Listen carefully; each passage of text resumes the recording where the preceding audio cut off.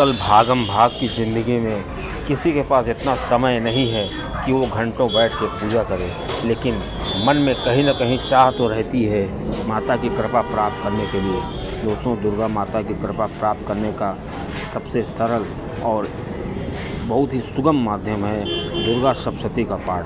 दोस्तों, लेकिन दुर्गा सप्तशती 700 श्लोकों का एक ग्रंथ है।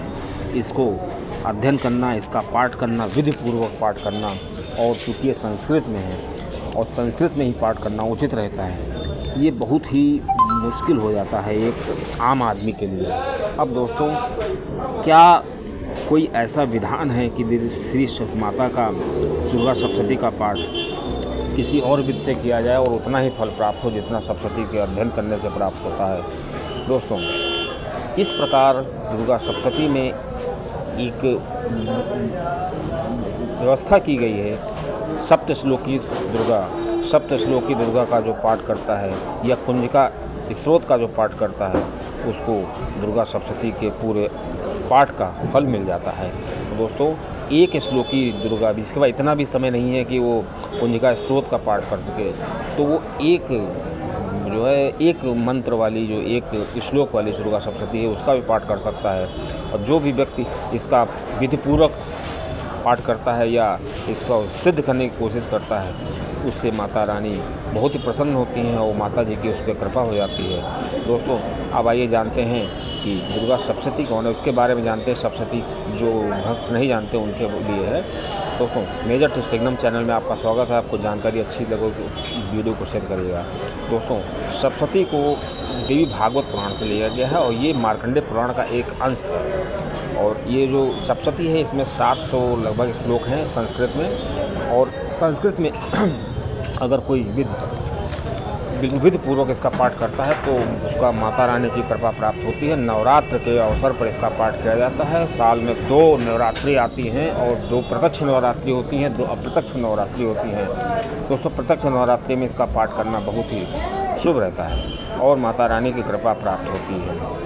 अब दोस्तों, आपको एक चीज़ बता दें कि जो कौन सा एक ऐसा श्लोक है जिसका अगर कोई भक्त नवरात्र के अवसर पर विधि पूर्वक पाठ करता है तो उसको पूरा फल प्राप्त होगा। अब दोस्तों, ये सप्त श्लोक, एक श्लोक जो है उसके बारे में आपको बताने से पहले बता दूं कि आपको पाठ करने के लिए क्या सावधानी रखनी है।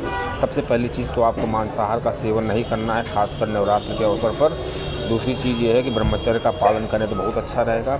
और ज़मीन पर मतलब सोएं या तख़्त पर सोएं, ना कि खूब अच्छे गद्दों वाले बिस्तर पर सोने से परहेज करें।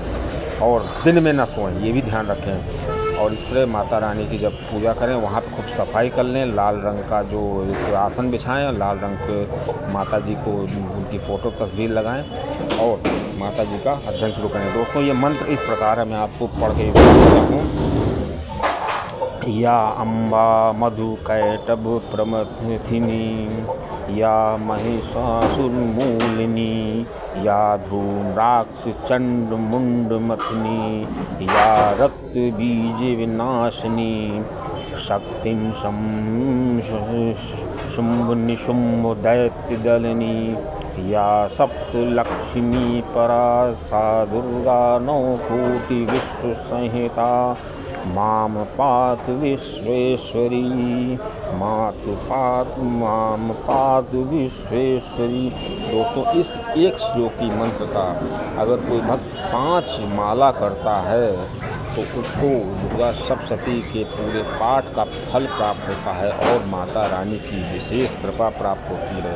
नवरात्र के अवसर पर संकल्प लेकर के इसका पाठ करें। दोस्तों, संकल्प लेने का तरीका जो है, आपको किसी बहुत बड़े ब्राह्मण की ज़रूरत नहीं है, आप खुद उसको कर सकते हैं। हाथ में अक्षत लीजिए, जल लीजिए और माता रानी से अपना बताइए कि मुझे ये मंत्र करने के, मैं इतने मंत्र करना चाहता हूँ, मुझे इसके लिए शक्ति दें। और जब इसको ले तो हाथ में इसको जल वगैरह आपके हाथ में रहेगा और उसको छिड़क दें वहाँ पर।